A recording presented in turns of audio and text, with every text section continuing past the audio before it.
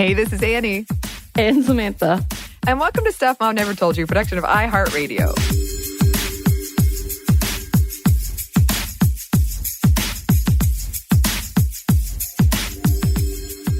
Today, we are so excited, so excited to be joined by someone whose voice you might recognize. And if you don't, you need to fix that right away. And we're talking about past host of the show and all-around powerhouse, Bridget Todd. Thank you so much for being with us, Bridget. Oh my gosh, I'm so excited to be here. What's up, y'all? I feel like I've missed checking in and connecting with y'all, both on the pod and IRL, but I'm so stoked to be here.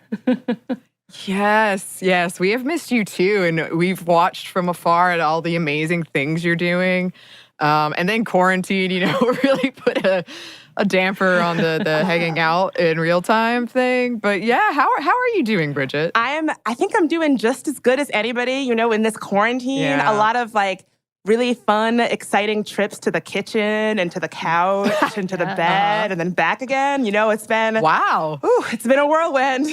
Okay, I have to say, though, as a person who does follow you on the social medias, I have seen you travel, and I've been very jealous of your nature travels. I'm like, oh, man, look at her. She's going here and there. Oh, well, I have to say, so before quarantine, I really had the travel bug. I was lucky to work with an organization called Afropunk, which has music festivals all over the world. So I got to sort of come along to all different kinds of fun places. But then quarantine happened. Right. And honestly, It's been really fun to explore the domestic offerings of what's drivable. So kind of rediscovering, Shenandoah in Virginia or, the Hudson Valley in New York or the Catskills, places I can drive to safely and camp at. So it's been interesting. It's been interesting to reconnect with the places that are not too far away. Right, your local backyard. You're like, oh, yeah, I forgot these are nice little areas to hang out in.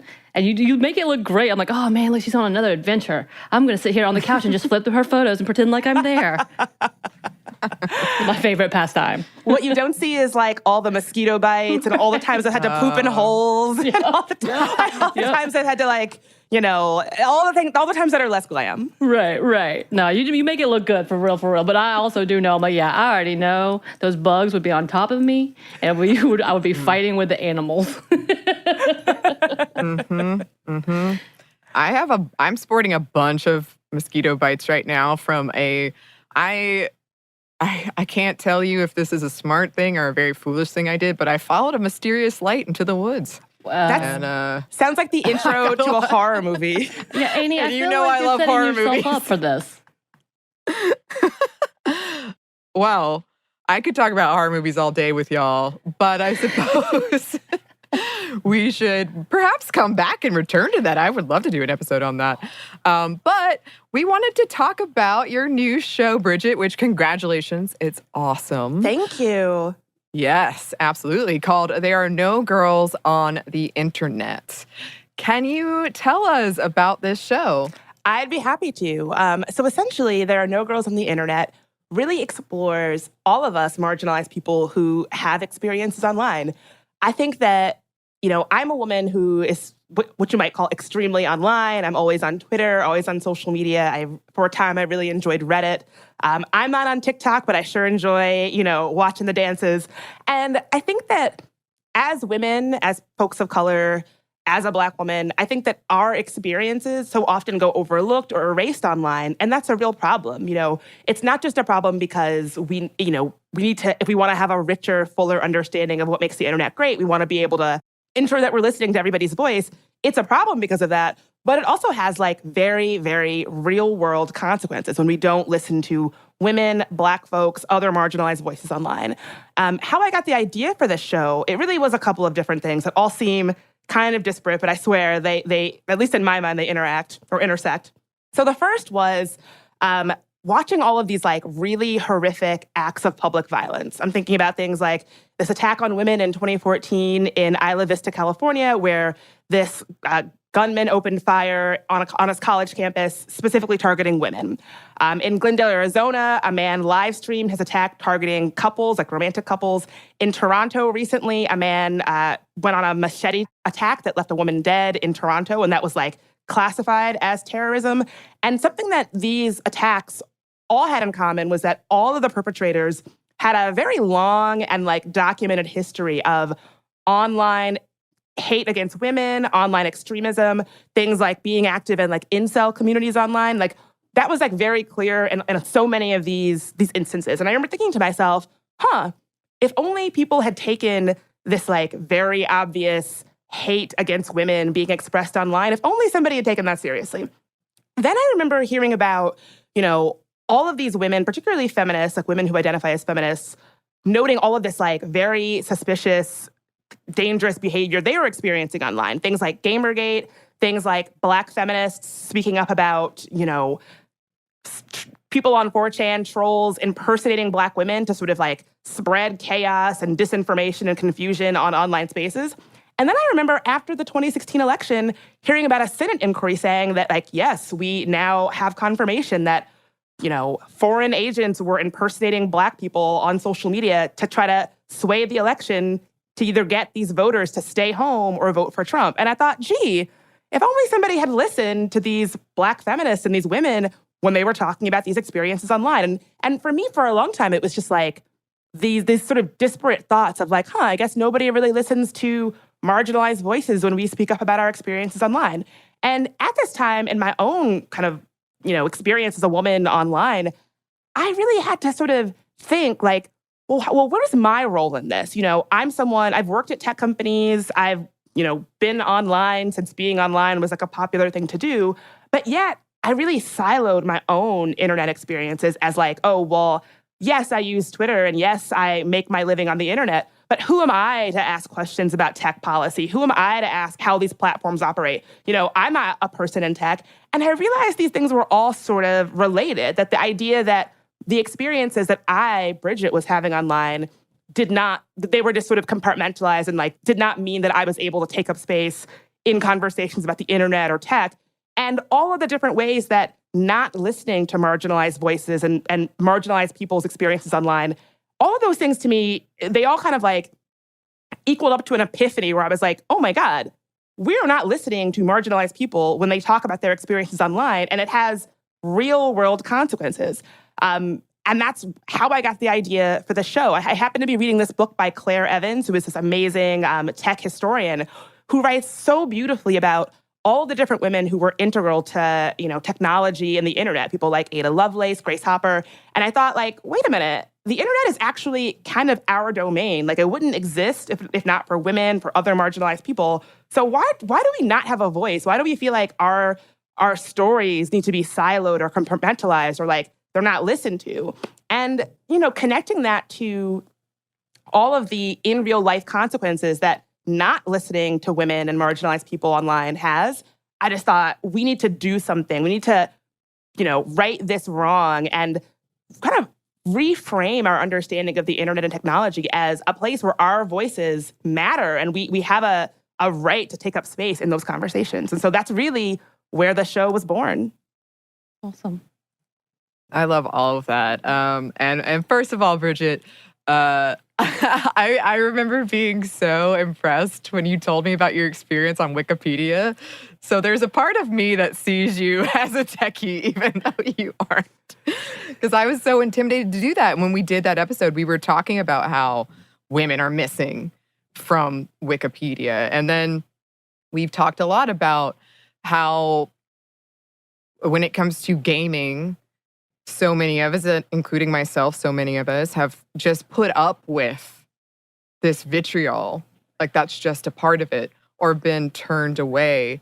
And how that does lead to either people being silenced because they've left, or just, like you said, not being listened to.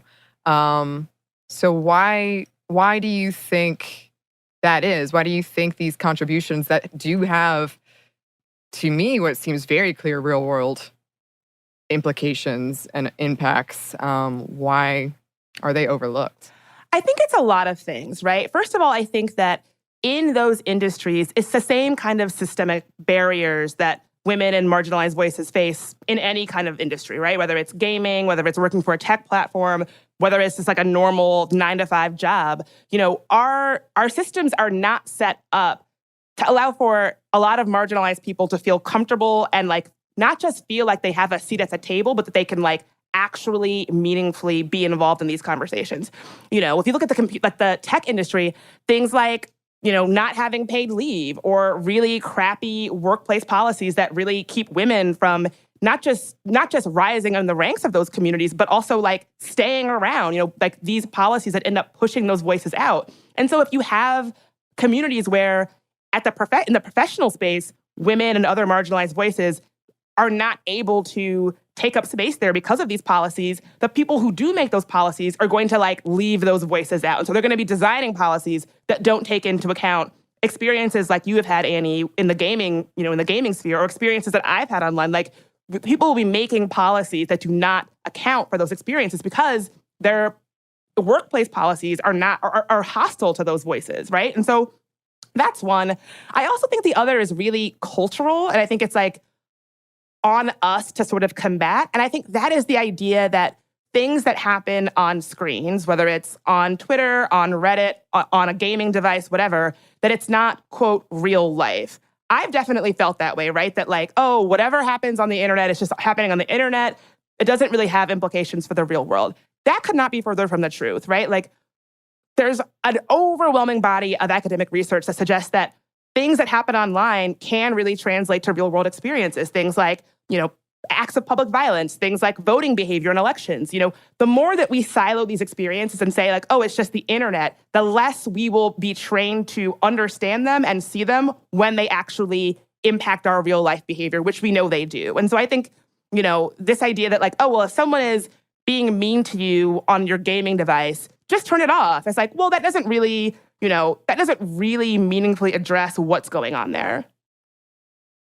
Yes, absolutely. And I love how you talk about, we've traditionally thought of the realm of the internet and tech as being this masculine thing, but in fact, it is women and marginalized people who have been running it. And I remember this came up in our fan fiction episode, and yes, follow me here, because I love fan fiction. I think it's one of my favorite, most beautiful things. And it's mostly written by women and marginalized people, young girls. And it's often derided, even though they made these spaces. They were the ones that like wrote the code. They made it. They saw something that was missing, and they fixed it. But we see that being ignored, and even articles afraid of it, afraid of people making these spaces and writing fan fiction, which to me seems so harmless, but is so therapeutic often. And so I guess if you could go more into, and perhaps you could use examples you've used on the show, because you get amazing interviews on your show of why the internet is, we should think of it as a place where women and marginalized people are really pioneering it, and it is our space. Absolutely. I'm glad that you brought up the fan fiction episode. I think I remember doing that episode, and I think that's like a great example of what I'm talking about, where we were the people who pioneered, you know, the internet, right? The internet would not exist if not for women and other marginalized voices, right? And to take that further, when you think of computers and their integration into our everyday lives, women were there at every turn, right? Like, so like the way that we have computers and the internet and technology now just would not be a thing if not for our voices. And I think, you know, Claire Evans writes about this in her book that chronicles, it's called Broadband, get it? But it chronicles the untold story of women in the internet. And really, there is a lot of marketing that went into our understanding of computers and computing as like a male space. You know, all of these computers, commercials or software commercials in the 80s that were things like, oh, this computer is going to replace your like nagging secretary, or this fax machine is going to replace, you know, your annoying wife or something. Like all of these ads that go into shaping this understanding, this cultural understanding of computers and technology as a masculine space, you know, but that certainly was not the case. You know, in World War II, women were human computers. Have you ever seen the movie Hidden Figures? Like women who were actually acting as computers themselves, that was seen as women's work, right? Like that was really sort of like cast aside as like, oh, the women will crunch the numbers. And it wasn't until after that baton wasn't really passed to the next generation of women that we just allowed it to be thought of as, a man's domain. And I think that the point that you make about, or the connection to fan fiction, it's true, right? Like, not only did we create technology and the internet that's like our domain, but also we're innovators, right? Like, I mean, I don't want to generalize, but I feel like whenever something really cool or really poppin' is happening online, 9 times out of 10, there's a woman behind it, there's a person of color behind it, there's somebody who is marginalized behind it, right? Look at things like Me Too, that was started by a Black woman.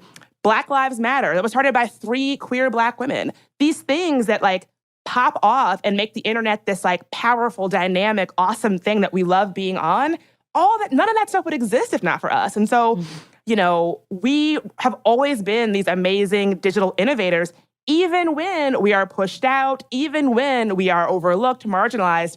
We are going to keep, showing up online and building monuments and making cool stuff and building movements and shaping the world online. And so I just think it's like a really great story of like resilience of, you try to overlook us, you try to bury us, but we're still here, still like writing our own fan fiction, still, like doing our thing. I am. Oh, she really is. You can't get rid of us.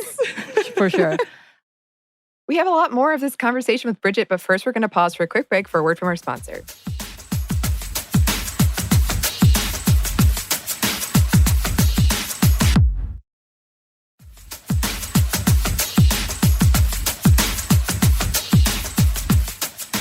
And we're back. Thank you, sponsor. Let's get back into it. And I like how you talk about how these women who created these hashtags and created these movements have been pushed out.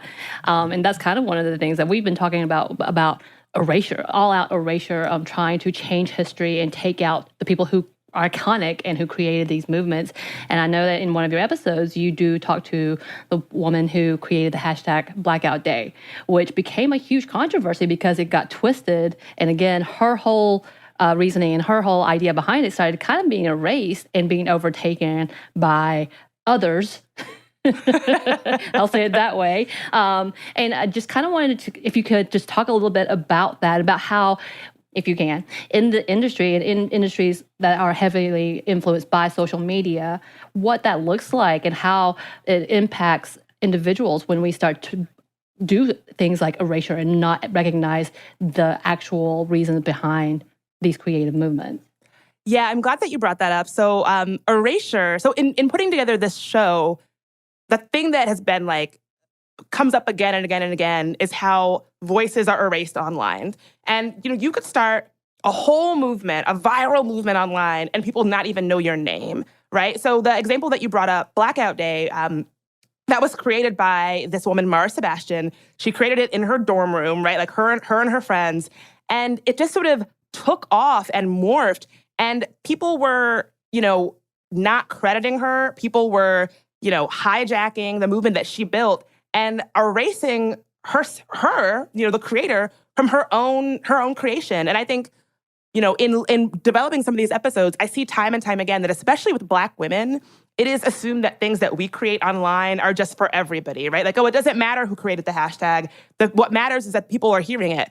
That may be well and good, but then somebody is creating the T-shirt and getting the money that says the hashtag that you created. Somebody is going to go on the Ellen show and win a scholarship or whatever for making this thing. It's so interesting to me how easy it is for especially Black women to have our labor, our talent, taken and sort of cannibalized and have us as creators just being erased. And I think that it's a little bit complicated because I think as women, but especially Black women, you don't want to seem ungrateful. You don't want to seem, salty. You don't want to seem like a hater or that you're, complaining in public. The temptation can be just to say like, oh, I'm happy people are engaging with this thing I created. Like, I love to see that it's getting so much attention. When in reality, it can really hurt. Like in that episode about Blackout Day, the thing that really struck me about Mars's story in creating Blackout Day was not that she was like, I I want the credit, me. She was really hurt that something that she made, that she was expected to be grateful to be a footnote on a movement that she started, and having to grapple with that in public and knowing the implications for being like a Black woman who has something that's not super happy, positive to say in public and having to do it anyway. And like the implications of that. I think these conversations are much more complex than we realize. And then we start digging and you're like, oh, there's a lot going on here. Right. And I completely agree. I think there's just a whole other level that, again, we've talked about before, and you guys have addressed it before, but the whole idea that in order to be successful or in order to even be a part of anything, you have to be grateful, and you have to show, instead of just being like, I can own this. This is my shit. I did this. And that sounds like you're being bitter and over the top, which, by the way, is an awful stereotype you place on Black women specifically. And when they are like, no, if any man did this and they came out and said, this is mine, you would all give him an award. As for me, you're telling us to be quiet and sit back down because you don't want to credit Black women. You don't want to credit women of color with the things that they should be credited with, one and first and foremost, and then celebrated because they are sharing it. It's kind of just like mind-blowing. Absolutely. And for me personally, I had a lot of personal growth to do in that department. And seeing other Black women do that in public, like take ownership of their stuff in public, was hugely helpful for me. I'm thinking about, when Me Too first popped off, a lot of people credited Me Too with Alyssa Milano, who definitely did amplify it and use her platform. But, it was created by Tarana Burke, a Black woman. And watching her say, actually, I was the first person to say Me Too. I created it because I've been working, with Black women and girls who are survivors of sexual assault and rape for many years. And this was my thing. Watching her assert her creation and say no, this is my labor. I have done it. Here's the receipts for how long I've been doing it, how long I've been in this space. And watching people say, oh, okay, that was hugely gratifying for me. And say oh, you can assert yourself and say yeah, this is my labor. If you would like to use it, great, but you're going to credit me. And you're going to make sure that, it's being used in the spirit of which it was created. Watching that unfold was hugely personally gratifying. And so I want other people who listen to the show to say listen, it's okay to claim your labor, your talent, your time, whatever. It's okay to own that and say, yeah, this is me. This is all me. Feel free to engage in the way that I'm comfortable with you engaging, but you're going to credit me, you're going to pay me, you're going to value me, you're going to amplify me, all of that. It's okay to do that. And I think for some of us, stepping into that truth is hard, but we're so lucky, and I'm so grateful to have other women model that. Right. And I think it's hilarious because when you come down to it, it's just deservedly getting what you worked for and what you have earned. It's not asking for additions. It's just getting what you earned. You, as you said, you have done this labor. So it's not like asking more than anything else. It's no, just give me my due, as well as the fact that, yes, especially now, as you were talking about in tech and in media and in social media, finding space. And for some reason, and this has kind of been a theme for me throughout my time with Stuff Mom Never Told You, is trying to understand why there is an assertion that there is limited space. And that is not true at all. And why that limited space is only contained for women and most likely women of color. Oh my God, how much time do you have, right? I think and again, I'm only able to say this through personal growth and self-work and seeing other women and particularly women of color model this in public. But there's room for all of us. This scarcity mindset is really rooted in, patriarchy and white supremacy that says there can only be one, right? If I'm a Black podcaster, I can be the Black podcaster, and aren't I lucky that it's me, I'm the chosen one. Right. But actually, it's really lonely to be the only one. It's really lonely to I don't want to rise up the ladder if I can't bring my friends with me, right? And so I never want to be someone's one. I want to say, okay, I'm the one, but I'm bringing her, and them with me, and we're all going to make cool stuff together, right? And I think this idea that you have to kind of be looking out for number one is just really rooted in this scarcity mindset. And there is room for all of us. There's room for all of our voices. And there should be. There should be, and we should be elevating it. And I just don't even understand this whole level of competing with each other. Absolutely. It's just Absolutely. like, what is this? Who said this is the way it's supposed to be? And we know who said it, and that's why it's wrong. White men. Damn it, you said it. Always. Always.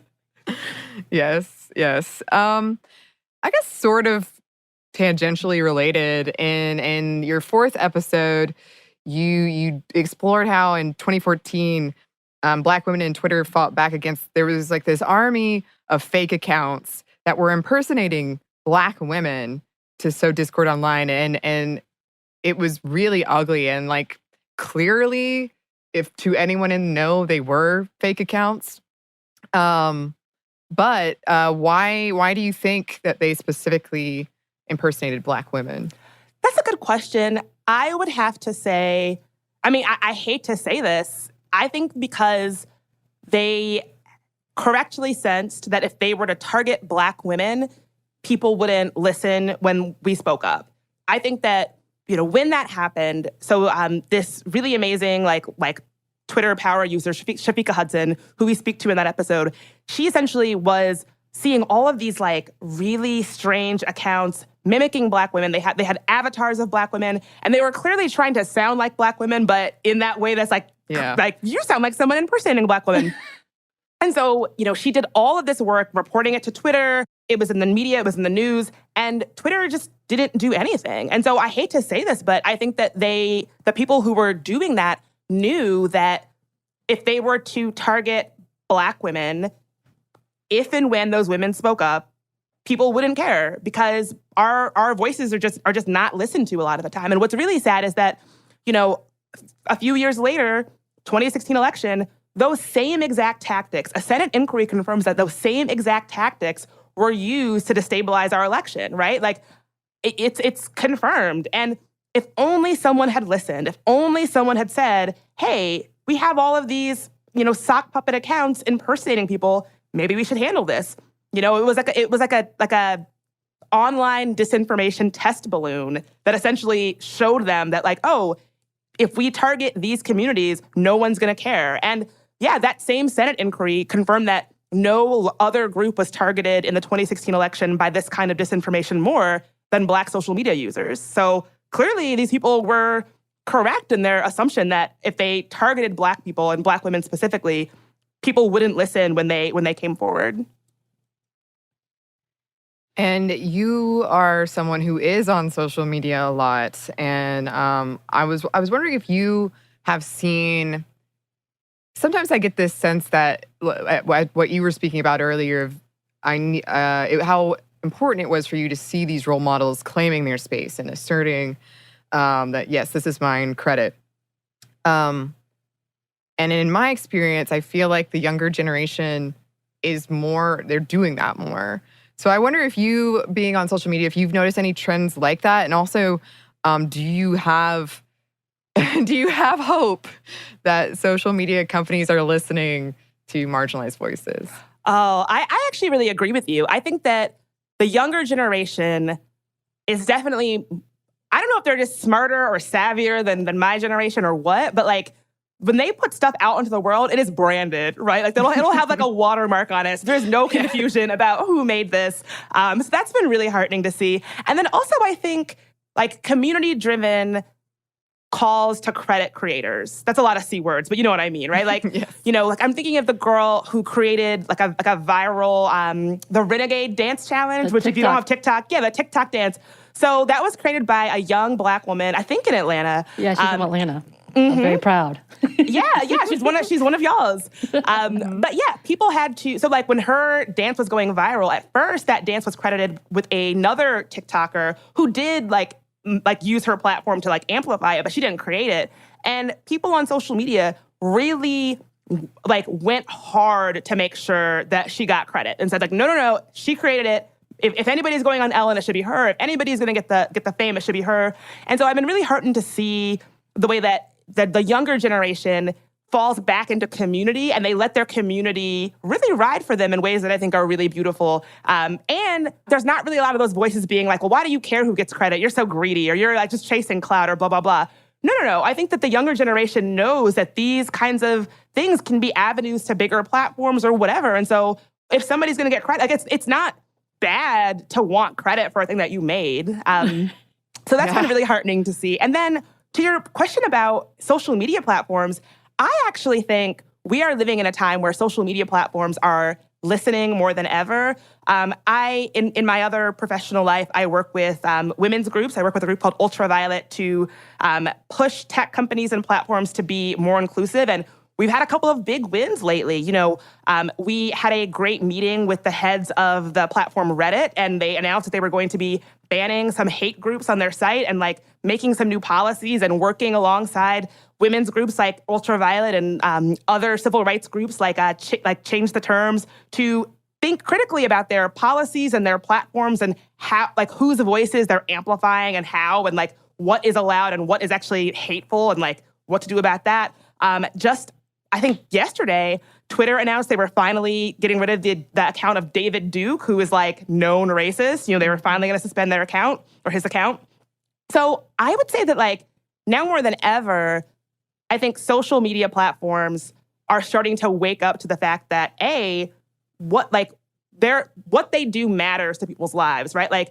This idea that tech is neutral, tech is apolitical, that's not going to fly anymore because clearly that's not true. Mm-hmm. And so I think that's a really positive step. And then I also think that a lot of social media platforms want to be better. They want to be leaders and say hey, I don't want to be associated with the bad actors of the world. I want to be someone who makes the world a little better online and makes the experience online a little better. So I've actually never been as hopeful as I am about the state of the internet for marginalized people as I am right now. Right. So I do have, because we were talking about being apolitical, and that's not going to be a possibility, especially as what we see today in the last 4 years. What do you see, or can you say to what we should be looking out for as we're understanding, hey, there are things happening, but there's things being done, whether it's behind your backs or being sneaky, manipulative, or for those who we should actually be listening to? What do you say for us to be looking out on social media? That's a great question. I would say the number one thing, especially as we head into an election, which is now less than 100 days away, the biggest thing I have seen is the spread of misinformation and disinformation online. One of the things that I'm really interested and excited to explore on the podcast is how misinformation and disinformation impacts marginalized voices. So Biden is set to pick his running mate for VP any day now. If that running mate is a woman, which it likely will be, if she happens to be a woman of color or a Black woman, which is likely, it maybe will be, the kind of disinformation tactics that she is likely to face will be highly racialized and highly gendered. And so, I'm talking about things like deep fakes, things like cheap fakes, where it's maybe it's a real video, but it's edited without the context and disseminated to make a certain point that was not actually made.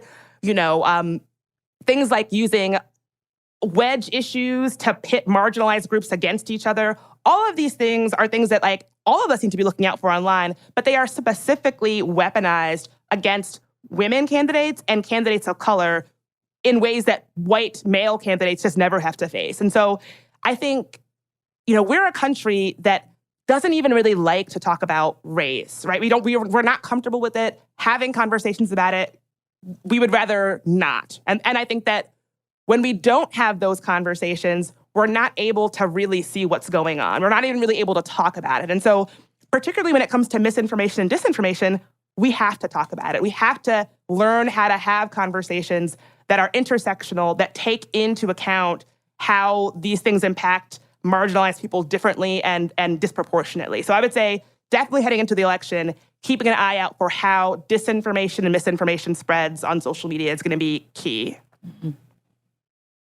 We have a little bit more for you listeners. Please stick around. But first, we have one more quick break for a word from our sponsor.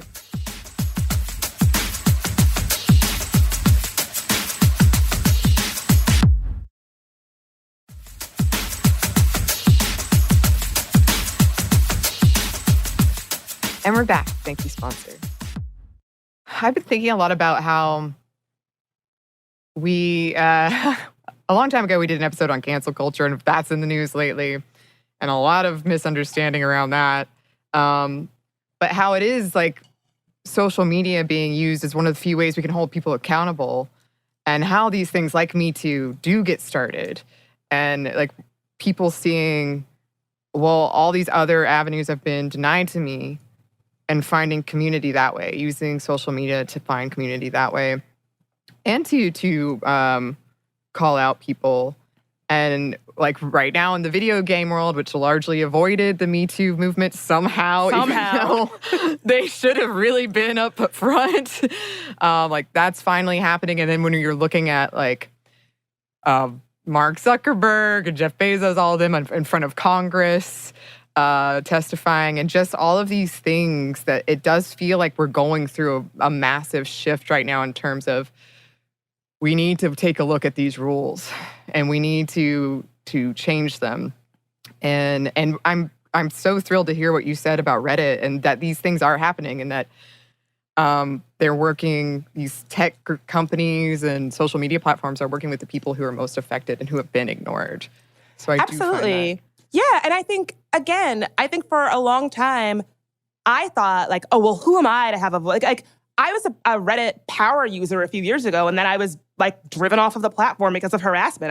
I had to make an assessment of like, I'm a moderator on a subreddit, unpaid.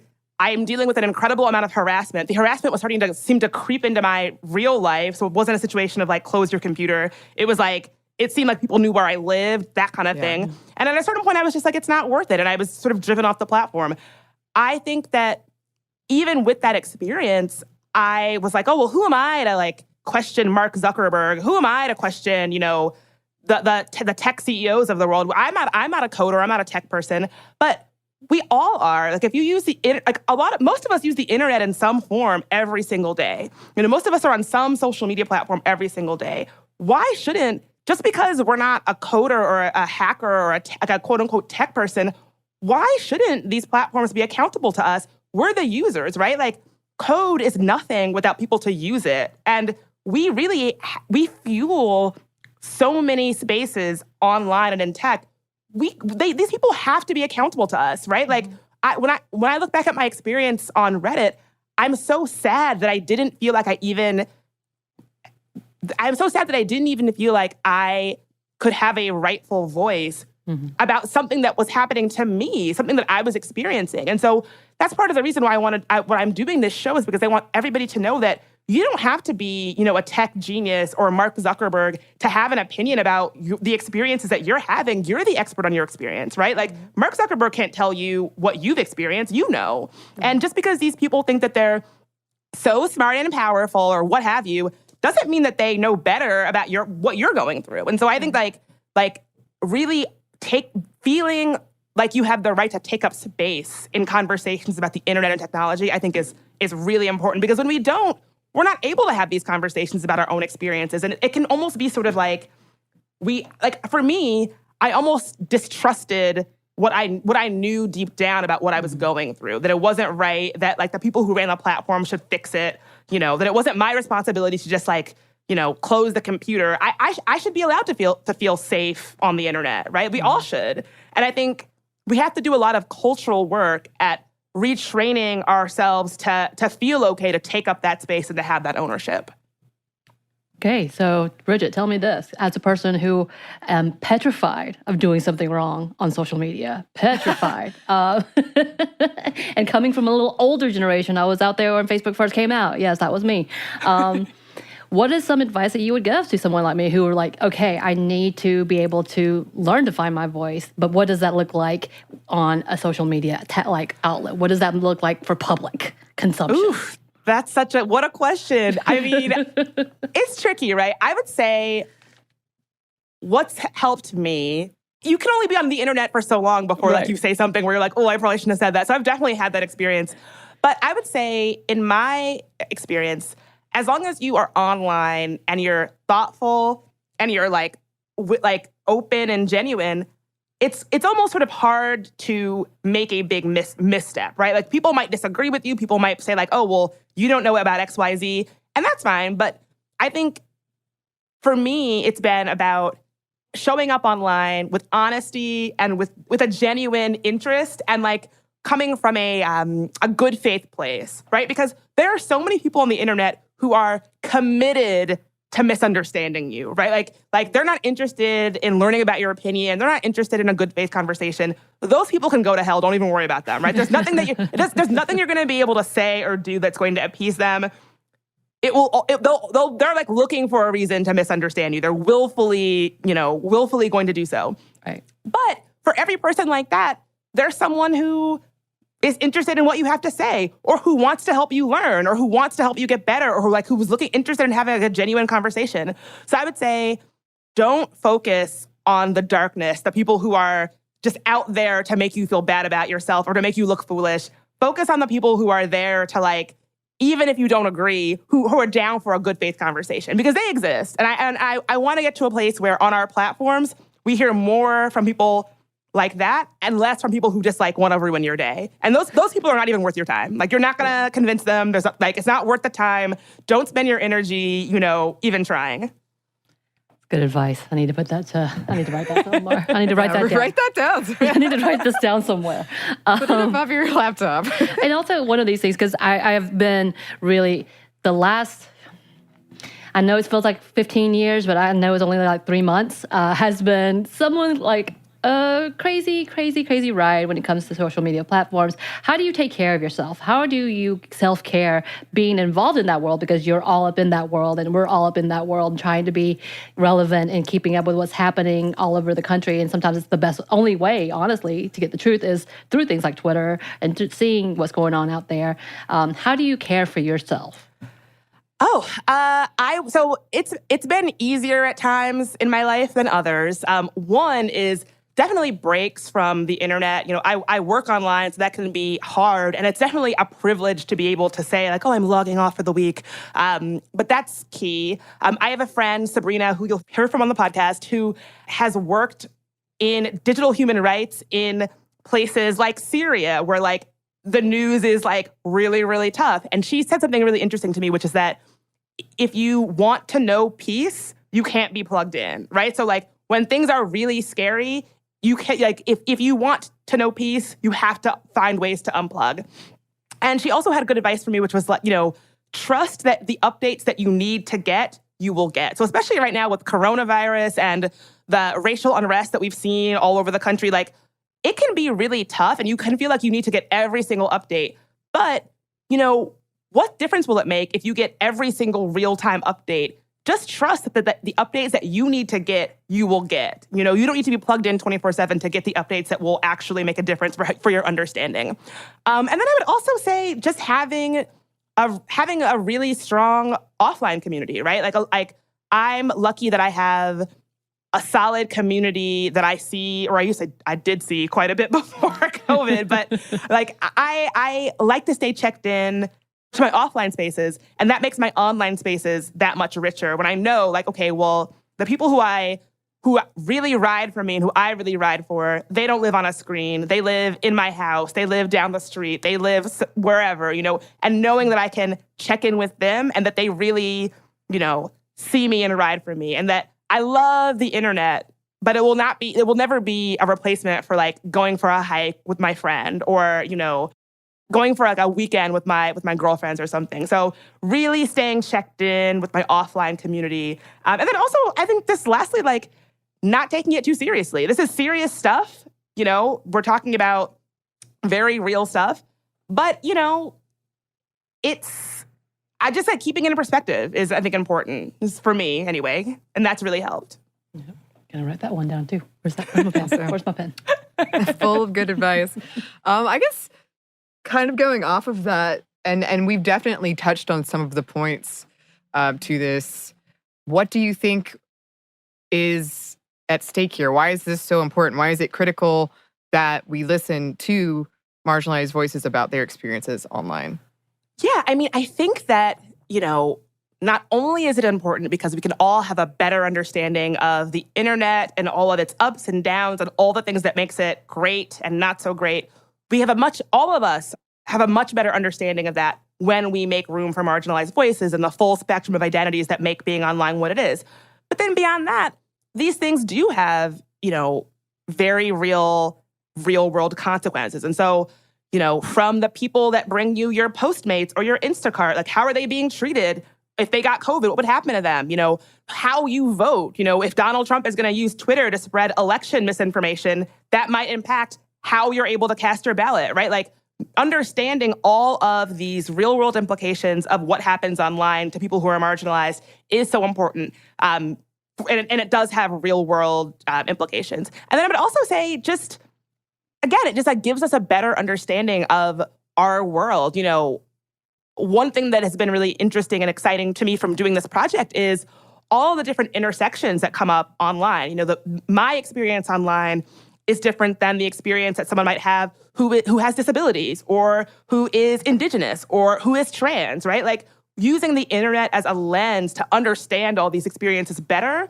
what all of these different like identities better, I think is so critical. So yeah, just making sure that we're making room for all of these voices and stories and experiences that make up this, you know, beautiful, messy tapestry that is our online life. Yes, 100% yes. Fan fiction is my perfect, And back to beautiful world. And it wouldn't exist. It wouldn't exist If not for the without women, internet. marginalized Yeah. people.